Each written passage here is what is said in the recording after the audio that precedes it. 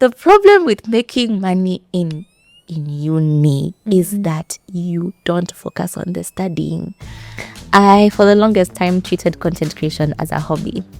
Up until I moved out of my parents' house. For then, this was fun money. It would come in and get out as soon as it to just pass through me as a medium. Girl, dealing with people is the hardest thing I've ever had to do. I don't think I'll ever be a pro at it, but I'm really trying. When I was starting out, success looked like pockets fat. But right now, success looks like a stress-free life.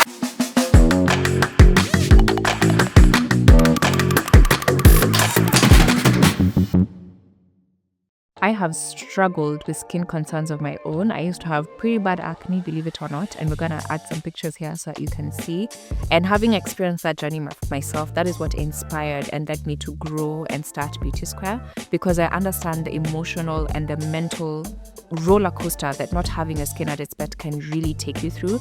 And we wanted to be able to hold people's hands throughout this journey of being able to get into a skin where they can feel and be more confident in. Beauty Square is a proud sponsor of this podcast, and we are a retail cosmetic business where we offer skincare solutions in terms of products. So we have skincare, hair care, body care, and fragrance for both men and women, and we retail from your TikTok favorites to your cult favorites to the products that we've tried and tested, and we know that we're going to help you with getting your skin from point A to point B.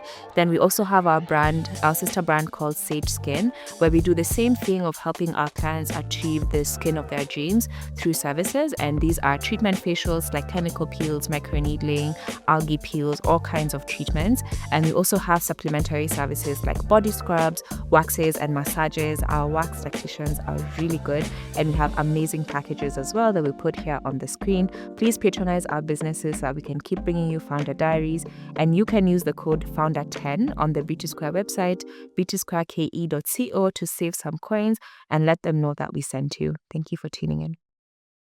Hi, and welcome to another episode of Founder Diaries. Thank you so much for being here. I truly appreciate you supporting us. Please make sure that you're subscribing or following on whatever platform that you're listening to this on or watching. We're available on both audio and visual platforms. My name is Yvonne Kanye, and I'm your host. And without further ado, I'm going to introduce our guest, Tara. Please introduce yourself. Hi, I'm so happy to be on the Founder Diaries. My name is Tara, and I am a creator, an entrepreneur, and a vibe curator. Tara is such a unique name. Is it short for anything, or it's just Tara? It's just Tara. My mom saw it in a magazine, and she was like, yeah, that's the one. That's what I'm naming her. Yeah. So I'm really curious to hear about 18-year-old Tara. Where was she? What is she doing? Also, I've noticed or realized a lot of us entrepreneurs have always been doing some kind of business. So what business were you doing back then? Wow. Where was I when I was 18? I was 18 I was in IB. Okay, yeah. I was in St. Mary's IB. I was just finishing my IB2. Are you familiar with the IB system? It's called the International Baccalaureate. It's kind of like A-levels, but on steroids. It's like you have to do a dissertation for each subject that you do in IB. It's so intense. Yeah.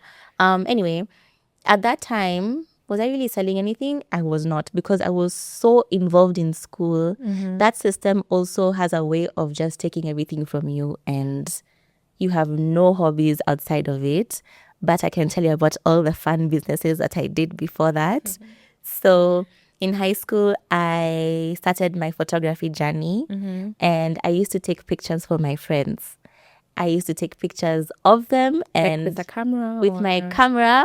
Yeah. Actually, the camera was tiny. Those family cameras. Like right now, the Digicam craze. How crazy it is. It was a Digicam. We used to use that camera for our family vacations. So I'll take it from my parents' room, and I go to school and I take pictures of my friends, and they pay me. How much are you charging? Girl, like 50 bob. And it wasn't even 50 bob per picture. It was just 50 bob. In total, wow. Okay. You have to start Because somewhere. all I needed was money to buy samosas from the canteen. How old are you at this point? That must have been 14, 15. Mm. And then after that, I started, I don't know what to call it. I used to paint on T-shirts and shoes, like the Ngoma shoes. And I used to do this galaxy print. That time, that galaxy print was so... Do you remember? It was insane. Yeah. So I would print on a T-shirt or on shoes, and I think I'd sell those for a G. Good money. Do you remember what your margins were like? I do not remember. I think the shoe itself was 300, 350. I don't remember how much the paint was, but I felt it was really good money. I did it all on my own from my room, and I would sell like 2 pairs sometimes per week or 5 pairs. And your customers were like your friends? My friends. Yeah. My friends, all of them, literally. I didn't even do any advertising. After that, the next fun business I did, now I started getting very serious. I continued with my photography journey. I even interned under Emmanuel Jumbo. I was so serious. Wow. Yeah. I was like, I think this is gonna be my thing for a while. So I asked my dad to hook me up, and he did. I interned under Emmanuel Jumbo for 3 months, and then I fell in love with photography. I didn't really like the fashion photography that he was doing, so I pivoted to food. And that was now in 2019. I started doing food photography for brands. I think my first brand was Tiramisu Bakery. How did you bag them as a client? I posted a lot of my food photography on my Instagram. And obviously it caught fire, more fire than I thought it would. So they DM'd me and they told me that they're looking to revamp their menu, and they're also making a new website, and they want all their items on the website, and they need photos. So that was a nice... Well, in hindsight, obviously I was much younger. I didn't really charge them what I should have, but when I got that check the first time, Do you mind saying what it was? it was 100K. Wow. Yeah. And how old were you at this point? I'm rich. Yeah. I was 20. Do you remember what you did with the money? I bought a camera. A smart girl. Yeah. I bought a better camera and a lens. And I finished all the money with that. Yeah. I still use that camera till today. So I think that was a very smart investment. It was. Yeah. Yeah. All right. So now So now I'm doing my photography, and then I realized as a food photographer / product photographer, there was a gap that not many people had filled in Kenya. And that gap was things that had to do with little props, vases, spoons, plates that you use to make your picture look nice, and backdrops. Not many people. business. Yeah. So that's when I opened Props and Drops in 2020, 2021. And I used to sell backdrops and props. Did really, really well. I feel like that was my first big girl business, is when I was actually counting the money. Where were you getting the props from? Were they new? Were they thrifted? Like, where were you getting these things? Oh, I used to go to toy markets. There's some gems in there. Yeah, I used to go to toy markets for the props especially. Go shopping, go to where, there's so many gems there. They've got some antiques, they've got some moderns. So I would just curate a collection with that. And then for the backdrops, I first started out with bringing them in from AliExpress. And that was a nightmare because I literally ordered from AliExpress and I put the shipping. I didn't even put a proper shipping company. I just put it to GPO. So I was so scared. I was like, these things are not going to reach. Like, who is going to be? But I ended up getting them. I put my phone number and then someone from GPO called me that my things are here. So I got them, and then I started to feel like maybe the AliExpress route is risky. So I looked for a printing partner here in Kenya to help me print out. So now I used to actually make designs. So I would go with my camera and my macro lens and let's say focus on like the wood on the wall and like really focus on it and create a design out of that picture and print that out and make it a backdrop. That was such a successful. I was like, Smart girl. so smart. Yeah. And that business is what gave me the confidence to continue with this entrepreneurship lifestyle. I felt like I had truly changed some people's lives and their freelance careers, or even the people who are bloggers and content creators that needed a backdrop. I feel like I truly made an impact with that business. That was really, really nice. Why did you stop? I stopped because university. I literally just stopped because of university. I was getting into school too much and I was failing. So I was like, something has to give, and it had to be props and drops. And you didn't think about like bringing in help as opposed to quitting or like shutting down? I did, but I also was like, but if I get too invested, I'm also the kind of person who gets super invested. And that's just going to continue. I'm going to now continue failing. So it needs to be Yeah, I needed to serve one master at the time, and it just had to be uni. Yeah. What were you studying? I studied in Strathmore, and I majored in marketing and entrepreneurship. How fitting. How fitting! Yeah, because I was like, I actually am an entrepreneur. Yeah. Yeah. So after uni, how did you start up the next business? So my next business after uni was Rusty Nail. Should I mention content? I kind of did content in uni. I started content creation while also doing food photography, while also doing props and drops. So you see what I was happening. I was having like 5 masters. I had my university degree. I had my props and drops business. I had my content creation business, and I had my photography. Ooh, Jesus. With mob. Mambo mob. So in university, I dabbled in a little bit of content creation. I also had my food blog, Tiramisu by Tara. I would go and review restaurants, make recipes, post that on the blog. In university is also when I made my first influencer partnership, and that was with Bailey's, who I'm still working with now. I had done a little thing I called quarantine and sip. So I would make cocktails at home. That was now in 2020 when we were all at home. I would make cocktails, and every day I would make a different cocktail. Eventually I got attention. Bailey's reached out and they were like, okay, we have this new African brand called Bailey's Delight, and would love for you to make some desserts for us and post that on your page. I called my mom. I was like, Mom, we're out of the hood. So the problem with making money in uni is that you don't focus on the studying. I don't know if that happened to you. I'm such a type A person. I feel like I need to excel at everything I'm doing. So it added to the layer of pressure of like I need a 4.0. Like so I'm gonna figure out a way to balance. But I think it helps that I'm generally a fast learner. So like in class maybe it'll take me half the time to figure out what we're learning, and then the rest of the time I'm there responding to DMs, ordering things. Yeah. I am not like that. I was just failing this one time. This one time we had an assets and liabilities accounting class.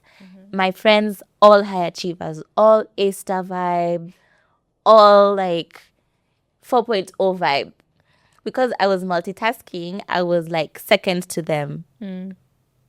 So we did this test, this cut, and they were all, and then we got the results back. It was a hard cut. But for me, all these accounting, finance, math things, they were all hard for me. So the results came back, and my friends were crying. They were going to cry in the bathroom. Oh, we failed.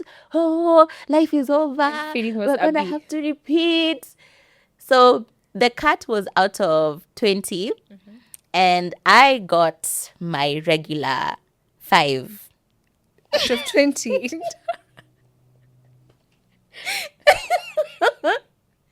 That was my regular mark. I swear. Then they were getting 9 out of 20 or 10 out of 20. They're going to cry in the bathroom like their lives are over. And I was like, oh, okay. Welcome to the club. I'm like, okay, guys, where are we going to next? But you see, that's the problem with making money. Because I was like, I already have my money. A lot of the times I would be the one to share my own with them. And that's why I feel like I would have gotten a first class if I wasn't dabbling in so many things. But I think also maybe you are putting energy towards other things that genuinely mattered to you or that you cared about. I think maybe sometimes that's the problem with our education system is it doesn't allow us to, like, see, you were literally doing an entrepreneurship course. There should have been room for you to run your business with in the entrepreneurship course because literally what you're learning. Thank you for tuning into this episode. Let's take a minute to please listen to a word from our sponsors. Our lovely hosts today are the Sarova Hotel Group and in specific the New Stanley and Panafric locations. New Stanley has a variety of services that you can enjoy from their exchange bar, which has a beautiful setting to get work done quietly or enjoy post-work drinks. They have a beautiful cocktail offer on Wednesday evenings. They also have an executive lounge where you can host meetings in their boardroom or entertain. They also have beautiful rooms that you can stay in, such as their presidential suite and the Lamu suite. How pretty. How can I forget about the Valley? That's my favorite part about it, given that it's in CBD. Pan Africa is nestled in Upper Hill, which has a gorgeous suites for that staycation to help you reset. Let's be honest, as founders and business owners, we're constantly overworking and could honestly always use that break. Now, what's unique about Pan Africa is that they also have a wing that's entirely dedicated just for women and has beautiful feminine touches to make you feel even more at home. You can also enjoy services from their wellness center, such as the spa, gym, and pool. I have to add that the hospitality is truly unmatched, so the next time you need to book an in-city getaway or host a meeting, think of Sarova. So after uni, what happens next? Oh yeah, after university, I started Rusty Nail. What is Rusty Nail for those who might not know? Okay, let me tell you guys about Rusty Nail. It is a mobile cocktail bar and we specialize in serving cocktails at private events. So if you're having a birthday, a wedding, a show, a divorce party, you know, even like a funeral, we come in and we'll serve cocktails to you guys and our cocktails are so good. So good. We also specialize in open bar services. So when the bash is bashing, it's truly bashing until the last bottle is over. So that's what we do. Yeah. Okay, so how did the idea come about? From quarantine and sip. Remember quarantine and sip that I did in 2020? I used to make cocktails in my room. It came from that. My genuine interest in cocktails and also my love for events. At that time, I kind of felt like we were all graduating also, university, and there was nobody giving the vibe. So at the end of each ceremony, when the parents go, everybody goes to their little corner, the kids go, the parents go, that's when the bottles start coming out. And it's a bottle of Gilbey's. Okay, let me not say the brand. It's like a bottle of gin and soda. Or a bottle of rum and Coke. And I was just like, this is so boring. Surely there must be a better way to do this and make it more interesting because I personally enjoy cocktails and I felt like I shouldn't only be able to enjoy a cocktail in the restaurant. I should enjoy it anywhere I go. So that's how I started. And my first customer was my friend. Shout out to the girl. She literally was like, Tara, come to my graduation. I want you guys to do this thing for me. And we did, and it was such a hit. It was a very simple setup for us. We just had a table. But I was like, this thing looks like it's something that can make a lot of people happy, which is also what I really wanted to do. And it has. So slowly, my friend's graduation, did my other friend's graduation, did my own graduation, made sure to take a lot of content, a lot of pictures, and that's what got us the attention. And we've been doing it for 3 years now. It's been a really good, steady growth. Yeah. What does your team look like? Like, I'm actually curious to then that first party. Yeah. And today.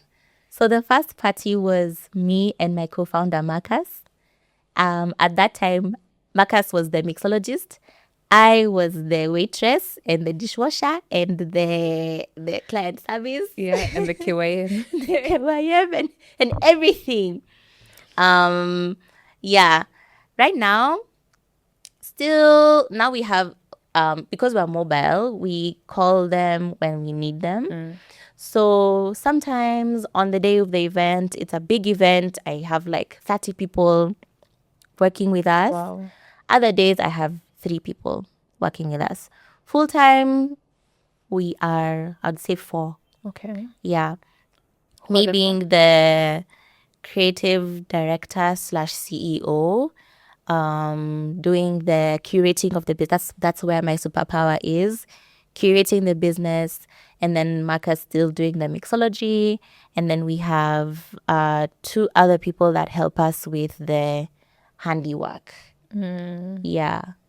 A very online based business, by the way. Yeah. What has been, I guess, a misconception you had when you first started? Like after that first party, you're like, wow, we're gonna make money. And what has now been proven to be, actually, it has to be any lesson. Yeah. Dealing with people. Dealing with people is hard. I didn't know how hard it is. I've only ever had to deal with myself. And when you start to deal with people, and not just the people that you work with, but also your clients, you realize how different people are. Different walks of life, different belief systems, and having to navigate that in a way that still remains respectful and kind. We're in the hospitality industry and we deal with alcohol, which means we also deal with a lot of drunk people. So sometimes it can be testing. Sometimes your team will decide to get drunk on the job. Sometimes your client has decided that everyone in your team is drunk when they're not.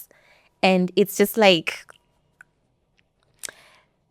you're trying to not lose it, is what I'm trying to say. Like, that's the thing that I'm still learning today, is how to deal with people. I don't know if I've seen you talking about that a lot. How do you navigate that? First of all, you, sir. You just ask God for grace. I think that's what I can say. But something that I do like to say to myself to help keep me grounded is I look at, like, okay, maybe this is a really trying experience, but also try and look at the other good ones. And that keeps me encouraged of, like, there has to be bad with good. So sometimes that's just how things go. Yeah, that's all I can say. Girl, dealing with people is the hardest thing I've ever had to do.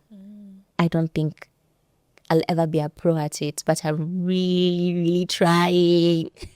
I think with time you learn to not, I think especially if you care a lot about your business, things sit with you like a lot, like it really sits on you. So if you had like a negative experience with maybe an employee or a client, it can really sit heavily on you. But I think with time you learn how to take things in different weights and just be like, okay, that wasn't great, but like I can't let it stress me out because I'll always be stressed out. So I just have to be able to take things with grace, fix what I can, what I can't, I just acknowledge that I can't. Yeah. Yeah. I've had such stressful moments, like until I go to, at an event, I go to the bathroom and literally cry because I'm so frustrated. Yeah. I don't know how to communicate better. Like, I feel I have communicated effectively, but it's like the message is not being received.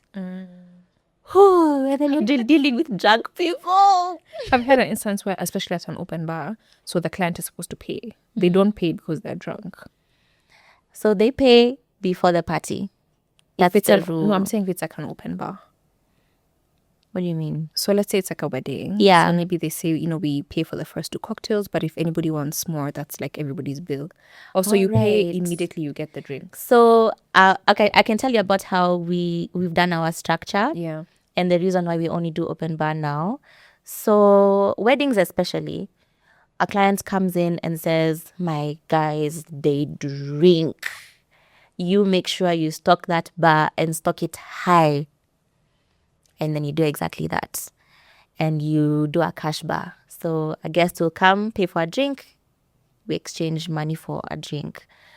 But it ends up being a complete disaster because the guys that we were told drink are not actually drinking like that. So we're left with so much stock, so much useless stock. And let's say it's a wedding, they've not paid you to, they've not paid you to be there. You're relying on the cash sales. Yes. So that was one model. I was like, I did one of those. I said, never, ever again. So I tried to modify it and say, okay, the client will then pay for our being there, maybe for one round, and then the rest of it will be cash, but still didn't make sense financially. We're still not making money. And then also with the cash bar setup, the crowd kind of expect you to have every single thing. So every single malt, like all the best single malt, the best gin, the best wine, beers, a selection of beers. So that obviously is capital intensive to get. But with an open bar, you can say, I'm going to serve 3 cocktails, 2 mocktails, and a shooter. And because it's open bar, people don't really demand as insanely as they do with a cash bar. Because they're giving you, so for a cash bar, they're giving you their hard-earned money. So it's like, I'm giving you this, but you have to make it worth it. Is not the same with open bar. So we changed our model completely from the half open bar, cash bar situation to just fully open bar, so that also the experience is good for everyone. It's good for us as service providers because we can now make people very happy. We can play with the drinks. We can give them a line of shooters, set fire on them, give them a show, and everybody will be happy. Nobody has to think about paying. Nobody has to exchange money, card machine, M-Pesa, cash, any of that. It's just a vibe. Yeah. And I think that's what's currently working for us. Yeah. I'm really curious to hear what are some things you have lined up for us to nail, maybe new services, anything different that you have in mind, but also where you're looking to have it in 3 to 5 years. I really like the event business model, so that's gonna stay. But I want to add in more experiences. Last year we tried a mixology masterclass experience. I was really, really good. I'm trying to find a way to make it more financially apt. It needs to make sense money-wise. But I loved that. I loved meeting people. I'm also extremely highly extroverted. So when we're in a group of people where we're doing something fun, like making cocktails, is where I shine. Really enjoy hosting them.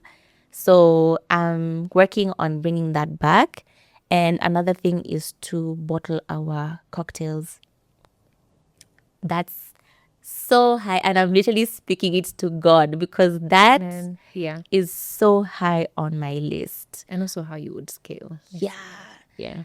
I really think that is the future with the ready to drink things going on. There's so much innovation with cocktails.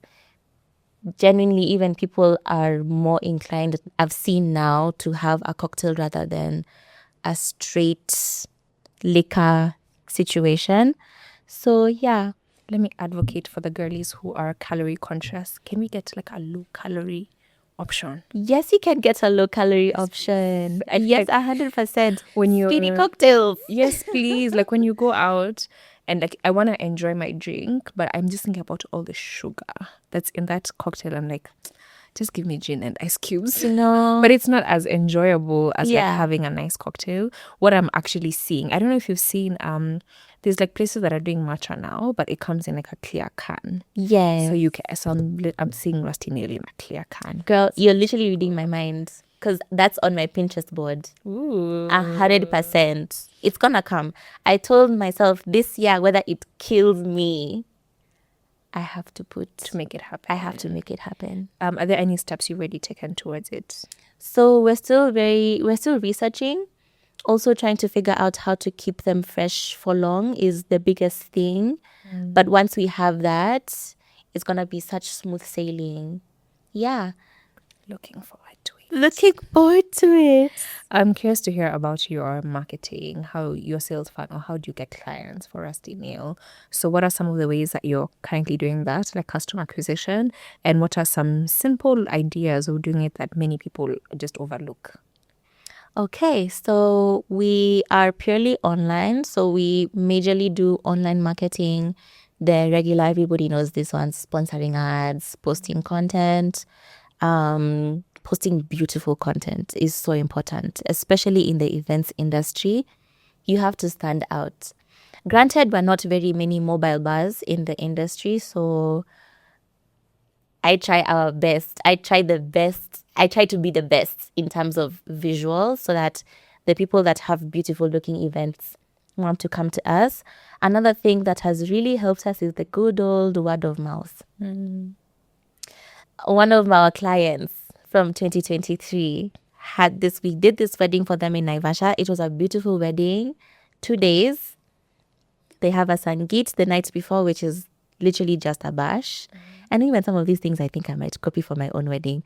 But they had a Sangeet in the beginning, which is just a bash, also just to get to know each other. The bride and groom were from different areas of the world. One of them was in the US, one of them was in the UK. So their families getting to meet. Some of them were meeting for the first time. It was really beautiful. And then that was a gorgeous wedding, man. Like, it was a party. Wow. We were making cocktails. We had some of the uncles were like, I am too tired to come to the bar. Make for me a cocktail in a wine bottle. Let me go with it so that he doesn't have to come back. I was like, wait, so for this situation, it was an open bar? 100% open bar. So they buy all the liquor that's there, yes. And then you just keep making the drinks until the liquor ends? Yes. Okay. So in Naivasha, because it's a destination, sometimes they buy everything. So we'll send them a really long list of everything that we will need for the weekend, and then they'll buy everything, or the hotel that they are staying at will provide. And what we provide is the team, the mixology team especially. Service. Yeah, so the service. So we'll just come in and make cocktails, open bar, so we can get away with putting an entire cocktail in a bottle for someone to go away with. That was an amazing bash. And 3 years down the line, I still get calls from people saying, you did my cousin's wedding, you did my brother's wedding, do mine, or I'm having a birthday party, please do mine, you did my... It's so nice.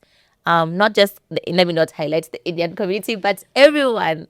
Word of mouth, I think, still runs supreme. Yeah. Still runs supreme. Still people want to hear from their trusted loved ones about an experience they had with us. And I still get a lot of calls, now more than even social media, that you did my friend's wedding, you did my friend's this and that. I will say, I think because of the industry that we are in, it's a highly emotive industry. We are dealing with birthdays, weddings, like those events usually, they mean something to someone. So we don't really need to do so much advertising, because if you, Yvonne, has had an amazing birthday with us, you're going to just say, your friend asks you, you're like, immediately, this is the number, call them. You are there, you saw it. Yeah. So that's what has been working for us. And another trick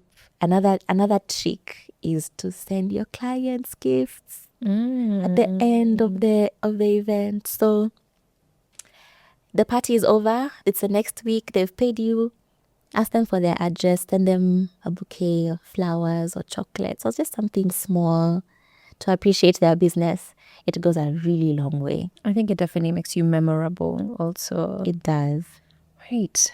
Let's talk about the business of content creation. Let's talk about it. First of all, do you treat it as a business? And did you have a season like in the beginning where it was like, oh, this is just extra money to now, okay, now this is a proper business? And what changed about how you approach it? I, for the longest time, treated content creation as a hobby up until I moved out of my parents' house. Literally, and now was in 2022. But before then, this was fun money. It would come in and get out as soon as it like to just pass through me as a medium. Yeah. So, but when I moved into my own place and I realized that bills come in regularly, I was like, yeah, I actually need to start posting even more consistently, start being less mysterious, wanting people to get to know me so that they can actually trust me when I recommend something to them.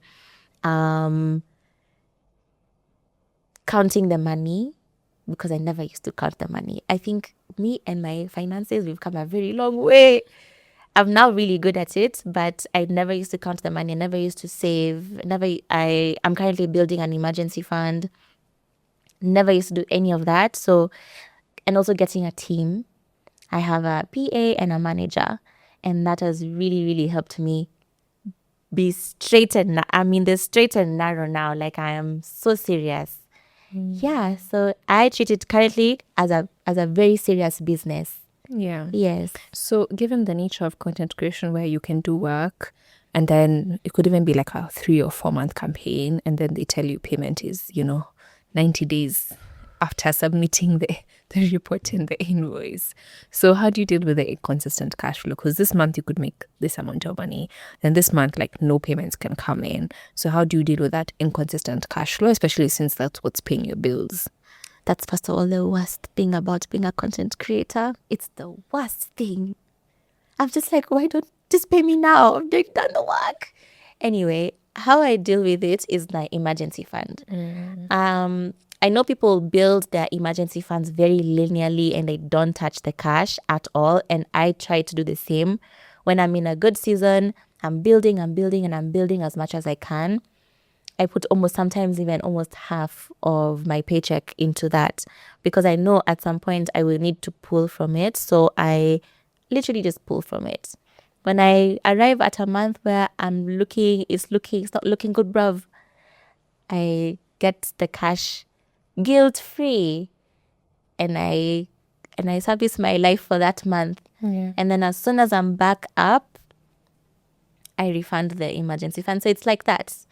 I don't even, should I? Yeah, I think that's a good use of an emergency fund, right? Yeah, so I guess it's not really an emergency fund. I think it's just like a cushion, I guess. Yeah. And maybe you could split the revenue in two. You can have a bit that's like for purely emergency, then the other one is like a cushion, like a just in case fund. Yeah.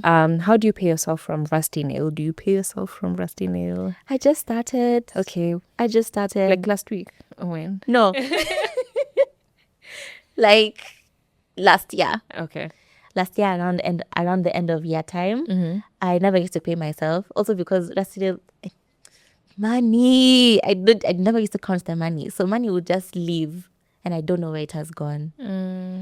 But last year I started counting it and it used to live through me. Like I'd be like, I want this cute dress. I don't have money for it. I use Rasinel's account to buy it. Just bad manners. Bad manners. Don't do that. Yeah, so now I take a percentage. Our business is very ad hoc. So some seasons are amazing. Others are completely quiet. Currently in a quiet season because of the rain. So when we have an event, I split the money. So I take a percentage, Rasinil takes a percentage, and then now we pay our fixed costs. Yeah, that's how I do it. Sometimes I have an amazing month, like I'm making racks. Other times it's like just enough for fuel or just enough for shopping. Yeah. I'm trying to find a way to make it more consistent. And I think that's where the bottled cocktails will come in. Yeah. For sure. I think that will make the income more consistent. Yeah. And also not rely on people, like human resource, for it to happen. Thank you for tuning into this episode. Let's take a minute to please listen to a word from our sponsors. Thank you for tuning into this episode. Let's take a minute to please listen to a word from our sponsors. Hands up if you're a business owner who heard about the Eatings mandate last year and you were either confused by it, or didn't quite understand it, are hoping it doesn't affect you or that it's gonna go away. Unfortunately, it's not going away and eTeams is here to stay. So eTeams is basically an invoicing system, electronic, that allows Carrie to kind of be in touch with your income as you bring it in and also your expenses as they're being brought up against you. Now, it's important that you have this in place because that's the only way you're going to be able to file your taxes, because now the system will simply auto-populate. It sounds like a lot, I know, but this is where Digitax comes in. Digitax is basically a service that allows you to be able to raise your eTeams invoices in an easy, much more seamless way. And the best part is they can integrate with an existing platform that you're already using, like UserPoint or Odoo. There's quite a number that we list in the description box. That way, when you're making your sales, you don't have to separately go in and log an eTeams invoice. It's extremely important that you stay compliant because otherwise it's going to cost you money. Go to digitax.tech to book a demo and look at how the whole thing works. And it's only 10,000 bob per year for an user's profile, and you can have multiple accounts under one. You're welcome. Let's talk about pricing. Okay. So creatives often underprice, and I think it's tied a lot to like what you perceive your worth to be. And especially if you're just starting out, you can have a lot of imposter syndrome, but even as you're going, you can have imposter syndrome. So I had my rate card reviewed recently and the person like doubled and tripled some of my prices. I was like, guys, are we sure? But like, I know based on like market rate, like that price makes sense. But in my head, I'm still like, I'm not sure. So how is it like pricing your work at first, especially since it's something that's not quantifiable? You know, like if I'm selling this microphone and I bought it for 10K, I need to at least cover my cost of 10K. Yeah. But with content, how did you go about pricing at first and how do you go about it now? First of all, isn't it so humbling to have someone review your rate card? I'll talk about that later. When I first started, I used Instagram calculator. What is that? It's a calculator that kind of like counts your engagement rate. It's online. Oh, Counts your engagement rate. Actually, if you just type Instagram calculator, comes up. it'll come up. It's a couple. Right now, there's so many different platforms that host that similar thing. But yeah, counts your engagement rate and then counts your how much you should be charging per thing. So per post, per story, per reel. And it uses US metrics. So what I did was to have that to match the Kenyan market. Kind of helped out, but another thing that really did help out was just asking my friends who were in the industry. Thankfully, we are happy to share with each other. So that really helped. Also, just asking the other creators like outright, if I feel like this person would be able to tell me, I can just be like, okay, so what is your, show me, let's exchange rate cards. So you can look at mine and I'll look at yours.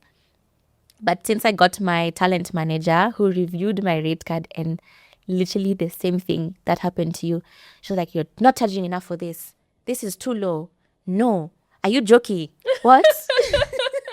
How do you make money like this? So she reviewed my entire rate card and gave me new rates. And that's what I'm working with currently. Yeah. Yeah. Have you ever had a client kind of give you feedback of it's just a post, like why are you charging me so much money? Why do they do that? Why do they do that? It's so annoying. So yeah, of course. I now have to break down to them. No, it's not just a post. There's pre-production. There's production. I have to actually do the video. I have to think about the video, make sure that it makes sense. Having to explain that sometimes can be so irritating. And also it's the fact that they've looked for you. So it's like, you want me. Yeah. I am the prize here. Don't make me beg. Don't make me beg. Don't ask me. But yeah, it happens. It doesn't happen anymore. I think I've grown my platform now to a point of it being respected. When I was a smaller creator, I kind of had to beg for it. Yeah. And make those explanations. But these days, they're just like, oh, can you give me a little bit of a discount, which is a fairer conversation because now we're talking equally. Yeah. Okay, so now we're going to get into what I call the technically segment, where I get to understand a bit more about practical things around your business and how you run it. What is one thing you must do every day and weekly? One thing I do every day is I have to talk to, is this with regards to Rastinil or with regards to content? Actually, like all your businesses. Okay. Yeah. For all my businesses, I have to talk to a customer. I check every morning, I check Rastinil's inquiry forms. If there's not much going on there, I go to our WhatsApp. I follow up with anyone that had pending feedback and I make a post. That is Rastinil, that is for content. I make sure to talk to my customers who are my Audience. my honeys, Yeah. my audience. Stories, whatever it is, stories, I post something. Yeah, that's what I do every single day. I have to do. Also, for the content side, responding to any DMs. I'm not that creator who doesn't respond to people or respond to comments. Like, if I can, I will, and I will respond to as many people as I possibly can every single day. I think that's literally part of the business. And that's one of the things that I did is to stop being mysterious and stop not responding. I now respond to everyone. Weekly, counting the money. I have to count the money every week. I do it on Tuesday. Yeah. So you check how much has come in and how much has left. Yes.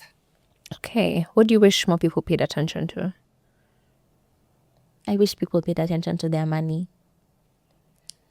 I feel like counting money has really changed my life. I think money is that topic that people are scared of talking about. It's not really that scary. In fact, it's really interesting to see how it moves, to see how it behaves when you invest it. It's a fluid thing. It's interesting to watch. So that's, I think, that people need to focus on The money. on the money. There's a video I saw done by Cody Sanchez. She's like this business creator on YouTube, and said she was talking to her mentor, and her mentor like asked her like, how much money do you have? And she's like right now, like I don't know exactly. I know roughly. It's like, how do you not know exactly how much money you have? So for like a short stint, like in just like 2 or 3 months, I like every morning I used to like check like all the accounts, like how much money is it like to the shilling. And it was very interesting because you realize sometimes we say you don't have money, but there's money. Yeah. Or you can also see the pattern with which like the money moves based on what you're doing like in the business. I thought that was really interesting. Do you do like an end month or like a monthly finance meeting, especially now for Rastinil, since it's not just you who's the owner? And what are some recent decisions you've made from looking at the finances? That's something we haven't done yet. Oh my God, I'm feeling embarrassed. Don't be. Not everyone does it, by the way. We haven't done that yet. Not a meeting. I probably have that meeting on my own. Because the other party is more creative and wants to keep it that way. So I just make sure I'm like, okay, so what are the patterns? I just have a really tiny meeting with myself. I actually also need to get an accountant. I don't have an accountant. That would really help with that kind of meeting. So that maybe that's my challenge. Yeah, and then I think also looking at the numbers from a monthly lens also helps you identify patterns and be able to see, oh, we do really well. Like now you know when it's raining, you don't do well. When it's sunny, you probably do well. You could also spot an opportunity for like potential customer base that maybe you weren't paying attention to. All right. Last question here. What is the most recent place you've invested your money as a founder? Now you as Tara, the person. Where have I put my money? I have put my money in travel. Yeah. I had told myself this year I need to go and see things. And for Tara, content-wise, it's always good for business when you travel. Yeah. But also for Rastinil, I need to go and see what other people are doing. I haven't had the chance to do that at all. So my investment this year is to go and see is really to just go and see. You said you're traveling on Sunday. Do you want to tell us to where? We'll see this video in like April, so you'll have already gone. Oh, yeah, and I'm going to come back. I'm going. So my friend Sheila Kingori, she's the founder of Studio Fit. She has invited us on a brand trip, and we're going. Is this the Morocco one? No, Which one? we're going to Fairmount, Nanyuki, for a safari experience for their safari collection. Ooh. Okay, I love that. There's summer I went to a hotel and there's like a sign near the lift that said travel is one of the things you spend money on that the money comes back. Yeah, Yeah. I think that's so true. Another friend, our mutual friend, Val, used to tell us, she just told us a story of how her dad would make sure that they travel every year, whether it kills him. And I'm just like, the way Val is so refined, so well traveled, so knowledgeable and informed. Yeah. I want that for myself. So that's what I'm doing. Just traveling. Yeah. Yeah. Love it. So we're going to finalize with now the last segment that is quickfire. So you answer in a question or less. Okay. What is the last thing you did for fun? The last thing I did for fun, I arranged my flowers. Okay. One thing you struggle with that you wish more people talked about? Money. Let's talk about money, guys. Like, let's not keep it in the shadows. Yeah. Yeah. If you had the ability to make a universal law, everybody must follow, what would it be?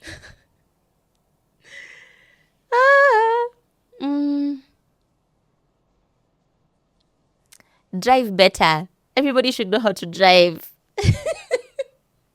I agree with that. Some of you, like, okay, I know some of us, or some of you bought driving licenses, but don't make it obvious. Like, don't actually know how to drive. I feel like we spend so much time on the road for you to not know how to use the road is insane. And it's annoying. Yeah. Okay, when is the last time you took a day off? When is the last time I've not taken a day off this year? Okay, maybe it's at Sunday. Can we count Sunday? No. That's an actual day off. I haven't taken a day off yet, but I have scheduled a day off next week, Thursday and Friday. Do you have a system for like how often you take the time off? Or it's just as needed as you go? Or it's like until your body says, "Girl, sit down." It shouldn't be like that. Yeah. I'm trying to work a system out, and I think the trips will help because it'll also count as a vacation. So I don't really have a system, but sometimes I tell myself maybe I should not work on Monday because we work most weekends. So Mondays should be my day. But it's really like it sometimes is not. Story of entrepreneurship, there's always something that has to be done. And that day is like the biggest fire in the world. It's burning. And only you can put And it's only you. What does success look like for you now versus when you were starting out? When I was starting out, success looked like pockets fat. But right now, success looks like a stress-free life. Peace. You know, almost everybody has said that. Really? From all the guests that we are, it's always some variation of that. Wow. Interesting. That's interesting. Really. Everyone has said they're looking for peace. Some variation of that. Yeah, like in the beginning, you think it's money, but now it's less monetary. Yeah. Okay, last question, and it's a 2-in-1. What question would you like the next guest to answer? And then the last guest also left you a question. All right. So my question to the next guest is, how do you optimize your day for ultimate success? All right. So the person before you asked, how do you deal with the anxiety that comes with running a business? Sometimes you just woosa. Sometimes you're just like, okay, let's just go and do it. Let's just go and get it over with and do it. Other times I talk to myself a lot and I tell myself things like, this is not going to be the hardest thing that you ever do. This is not going to be the hardest day that you have.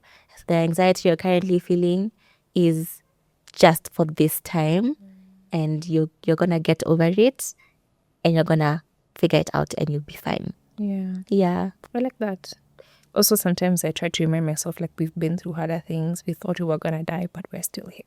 Yeah. And at that time, Yeah. it was looking like the floor is going to open and we're all gonna die. Thank you so much for coming on the podcast. We loved having you here. And thank you for tuning in and watching. Please check out Rusty Nail on all socials, right? I love the content. It feels like I'm drinking this cocktail in Santorini, not in Nairobi.